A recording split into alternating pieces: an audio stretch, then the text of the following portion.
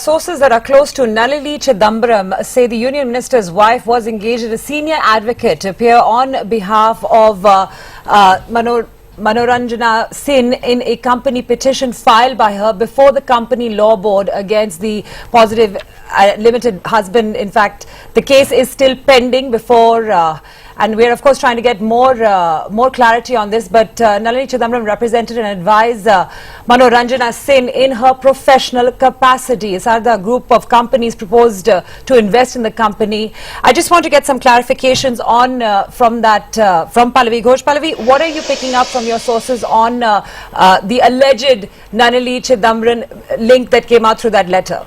Well, a very brief background, that letter which was written by Sudipto Sen to the CBI, that 18-page letter, does mention several Congress leaders, but it also makes a reference to Nalini Chidambaram, who also happens to be the wife of the Finance Minister, Mr. Chidambaram, and that's where the politics could come into play. And essentially, that letter does talk about the fact that Nalini Chidambaram also took a huge fee. She advised and she was involved in this entire Saradha group of companies' investments in the so-called Northeast TV channel, which was going to be begun by Matang Singh's wife, Manoranjana Sinh. Well, this clarification, which essentially does come in from sources close to Nalini Chidambaram, completely refutes it. To the contrary, tries and point out that she did give an adverse opinion, that she did keep in touch with Manoranjana Sinh, and she was, after that, she gave her opinion. The matter is still sub judice, but in her opinion, she pointed out it was concluded that it would not be prudent or appropriate to go forward with the proposed arrangement, and that proposal should be dropped.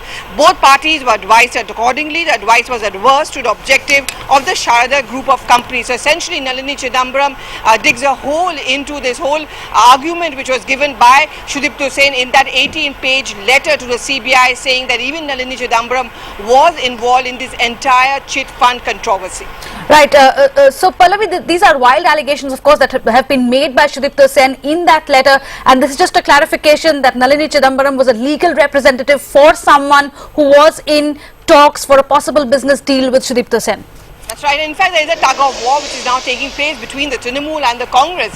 And in fact, we did get that reaction from the INB Minister, Mr. Manish Tiwari, in the morning when he pointed out that these are just conjectures. These are arguments which are being made by a person who himself is accused, and hence they should not be taken seriously. I mean, facing that heat, the Trinamool Congress government at the West Bengal has clearly passed a buck on also to the centre, accusing the centre of being equally involved or not fulfilling its responsibility. And over here, very briefly, just yesterday, after that letter was leaked and we got a copy of it, we had a clarification really coming in from our government sources pointing out that the responsibility of regulation or any action to be taken in terms of punishment on chit funds is the sole responsibility of the state governments. Well, this clarification by the government sources, however, has been outrightly rejected by the Trinamool Congress, which instead is pointing out that it's a responsibility of the centre and how the Congress leaders too have much to answer for.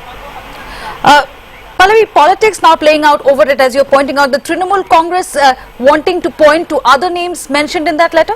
That's right. Shogatul Rai himself has gone a statement. In fact, every Trinamool Congress leader has also pointed out that why are you being selective in your probe?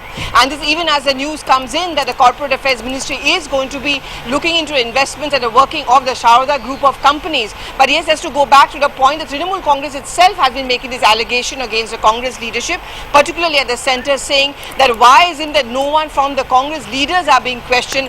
Why no finger pointing at them? That there are several names which have been involved. Why is it that none of those names are being dragged into the controversy? It's interesting the role of the BJP in this, because the BJP is certainly looking at the Trinamool Congress as a possible future ally, and that's why the BJP somewhat has been more guarded in its reactions. But yes, over this entire chit fund controversy in West Bengal, very much a Trinamool Congress versus a central Congress leadership battle.